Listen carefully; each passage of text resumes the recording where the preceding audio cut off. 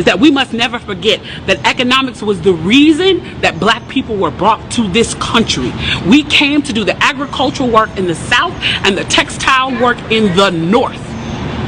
Do you understand that? That's what we came to do.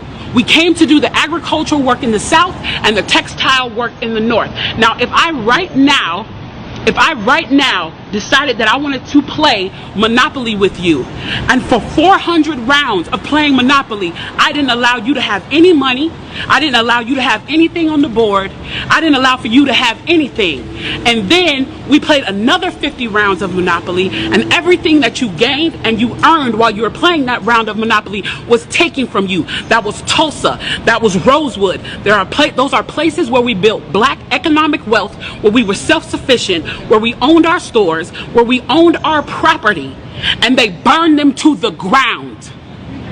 So that's 450 years. So for 400 rounds of Monopoly, you don't get to play at all. Not only do you not get to play, you have to play on the behalf of the person that you're playing against. You have to play and make money and earn wealth for them, and then you have to turn it over to them.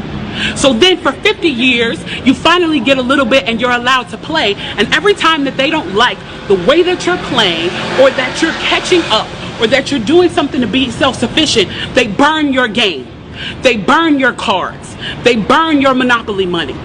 And then finally at the release and the onset of that, they allow you to play, and they say, okay, now you catch up. Now at this point, the only way you're going to catch up in the game is if the person shares the wealth, correct?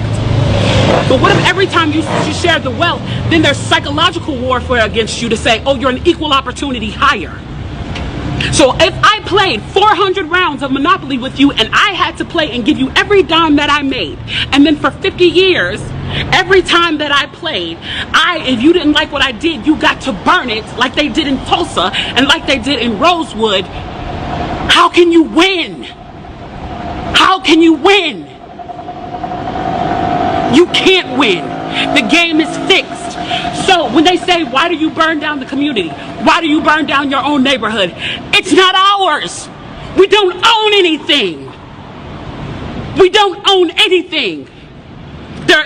Trevor Noah said it so beautifully last night. There's a social contract that we all have, that if you steal or if I steal, then the person who is the authority comes in and they fix the situation. But the person who fixes the situation is killing us. So the social contract is broken. And if the social contract is broken, why the fuck do I give a shit about burning the fucking Football Hall of Fame, about burning a fucking Target? You broke the contract when you killed us in the streets and didn't give a fuck. You broke the contract when for 400 years we played your game and built your wealth. You broke the contract when we built our wealth again on our own, by our bootstraps in Tulsa, and you dropped bombs on us. When we built it in Rosewood and you came in and you slaughtered us.